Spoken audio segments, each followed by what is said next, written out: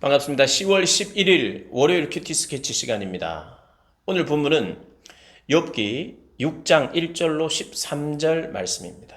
오늘 본문이 이렇게 시작합니다. 욥이 대답하여 이르되 나의 괴로움을 달아보며 나의 파멸을 저울 위에 모두 놓을 수 있다면 바다의 모래보다도 무거울 것이라. 그러므로 나의 말이 경솔하였구나.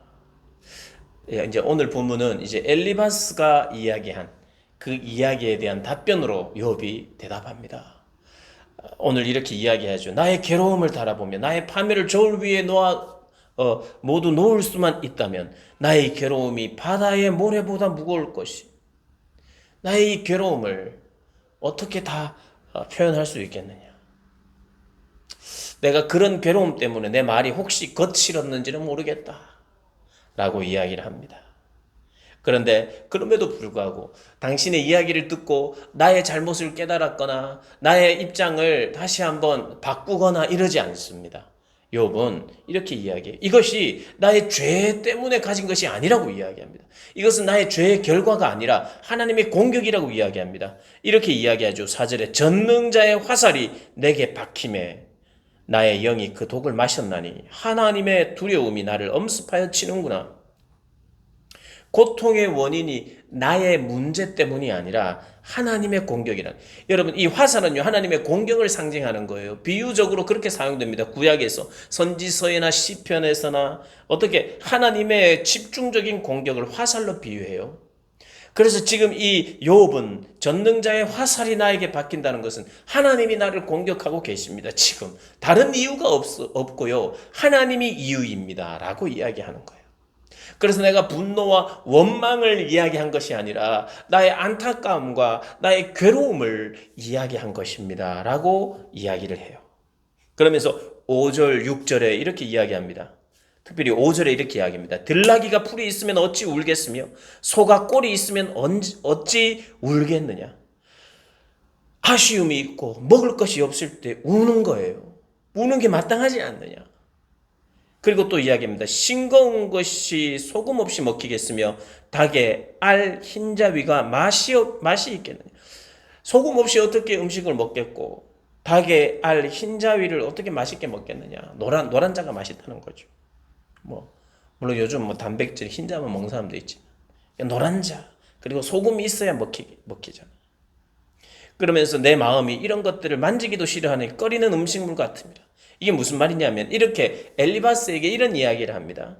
들나귀나 소가 음식이 없고 풀이 없으면 꼴이 없으면 울듯이 나도 지금 그렇게 울고 있는 건 아니냐. 나도 그 나름대로 그럴 이 동물들이 울듯이 나도 울 수 있는 권리가 있지 않느냐. 그렇게 먼저 이야기를 하고 아픈 것을 아프다고 말하는 것이 무엇이 잘못이냐 이런 이야기를 하는 거예요. 그리고 싱거운 것이 소금이 없이 먹히겠다. 이게 나에게 입맛이 없는 거예요. 엘리바스 너의 말이 나에게 들리지 않는다는 거예요.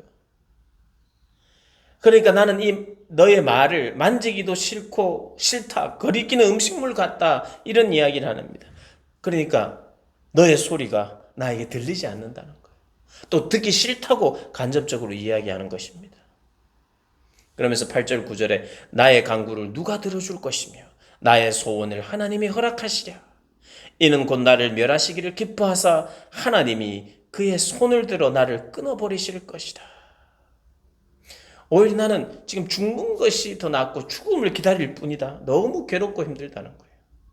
하나님의 공격이 깊어서 그 공격이 더해지는데 나는 괴롭다. 나는 죽는 것을 기다린다. 이렇게 이야기합니다. 그러나 10절에 이런 이야기를 해요. 그러나 그럼에도 불구하고 내가 오히려 위로를 받고 그칠 줄 모르는 고통 가운데서도 기뻐하는 것은 내가 거룩하신 이의 말씀을 거역하지 아니하였습니다. 나는 하나님의 말씀을 지켰다는 거예요. 나는 하나님의 말씀을 지켰어. 어겼기 때문에 내가 벌을 받는 것이 아니다.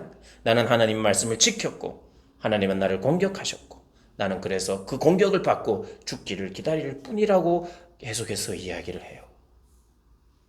그러니까 내가 분노와 원망을 하나님 앞에 드리는 것이 아니라 나의 괴로움을 표현했을 뿐이고 그 괴로움을 표현했을 뿐인데 너는 어찌하여 나에게 그것이 잘못됐다고 말하며 그렇게 죄의 결과라고 자꾸 말하느냐?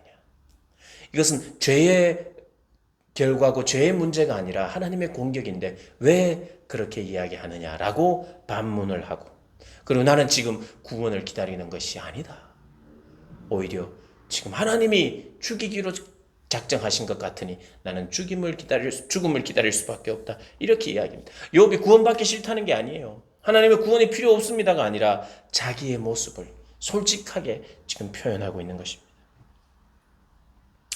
사랑하는 여러분, 참 이게 쉬운 고백은 아니에요. 나는 죄의 결과로 내가 당한 것은 아무것도 없습니다라고 말할 사람은 아무도 없어요. 그러나 욥은 솔직하게 정직하게 하나님 앞에 나아갑니다. 하나님은 잘못했고 나는 잘못 없습니다가 아니에요. 그런 입장으로 우리가 나아가서는 안 돼요. 그러나 하나님 앞에 내 모습을 솔직하게 이야기하고, 또 주변에 나에게 조언하고 있는 엘리바스에게도 솔직하게 이야기를 하고 있습니다. 모든 것이 죄의 결과는 아니라는 것을 우리가 기억해야 할 거예요. 그래서 내 자신을 돌아볼 때도 회개해야 될 부분은 분명히 회개해야 하지만 그렇지 않은 부분은 내가 회개해야 되는 것이 아니에요.